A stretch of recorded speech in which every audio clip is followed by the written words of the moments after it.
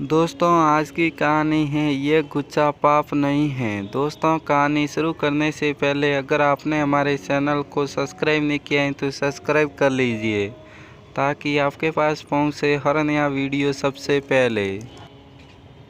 भाभी क्या खाना बनाया है, दिल करता है आपके हाथ चूम लूं। रोहन ने नित्या के बनाए खाने की तारीफ करते हुए कहा।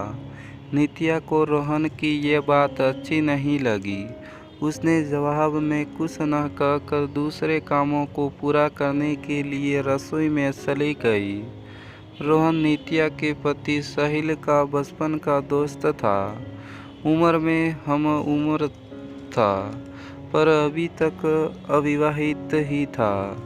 साहिल की जान था रोहन। वो अपने घर कम और साहिल के घर ज़्यादा रहता था। दोनों की बिजनेस में भी पार्टनरशिप थी। साहिल की माँ भी रोहन को खूब स्नेह देती थी। नित्या को रोहन का व्यवहार और उसका रोज रोज यूं बे रोक टोक घर आना उसे बिल्कुल भी पसंद नहीं था। उसने अपने मन की यह बात साहिल को कही। बाहर बताने और समझाने की चेष्टा की पर उसे समझाने में असफल रही। साहिल की आंखों पर रोहन के प्रति अति विश्वास की पट्टी जो बंधी थी। आज जब नित्या ने साहिल को हाथ सूंघते ही बात बताकर रोहन ने वृद्ध व्यवहार की जिक्र किया, तब ही साहिल ने यह कहकर नित्या को समझाया कि रोहन थोड़ा शरारती है, इसीलिए उसने तुम्हारे बनाए खाने की तारीफ अपनी शरारत भरी बात से की। आज नित्या की शादी के बाद की पहली होली थी। नित्या ने हल्के रंग की साहिल की पसंद की साड़ी पहनी थी।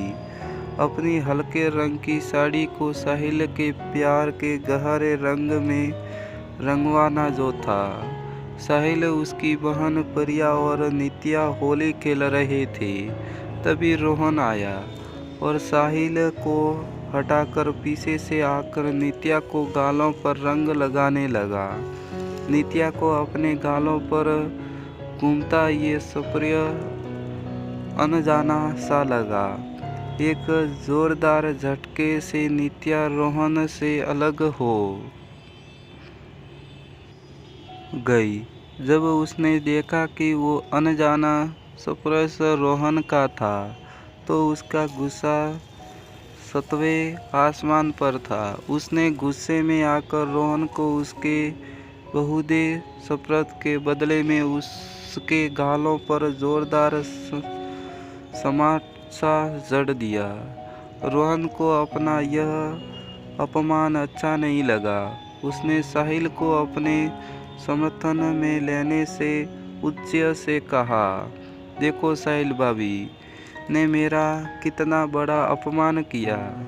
गुस्से में आकर देवर पर इस तरह हाथ उठाना कितना बड़ा पाप है। साहिल कुछ बोलता उससे पहले उसकी बहन प्रिया ने कहा, नित्या भाभी ने जो किया बिल्कुल ठीक किया।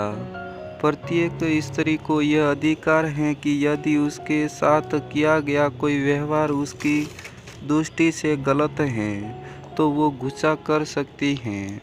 रोहन भैया, नित्या भाभी ने आप पर गुस्सा कर कोई पाप नहीं किया। उनका ये गुस्सा पाप नहीं है। हाँ, अगर वो अपने प्रति उसके इस दुर्व्यवहार का जवाब नहीं देती तो जरूर पाप हो जाता। साहिल और उसकी माँ की आंखें भी नित्या और प्रिया का समर्थन कर रही थी। इस तमाशे पर परिणाम यह निकला कि रोहन ने साहिल के बिजनेस से अपनी पार्टनरशिप का ख़त्म कर ली, पर साहिल ने अपने दम पर अपने बिजनेस को और भी ज़्यादा बढ़ा लिया। यदि आप भी नित्या के व्यवहार और प्रिया के अपनी भाभी के प्रति किए समर्थन के पक्ष में हैं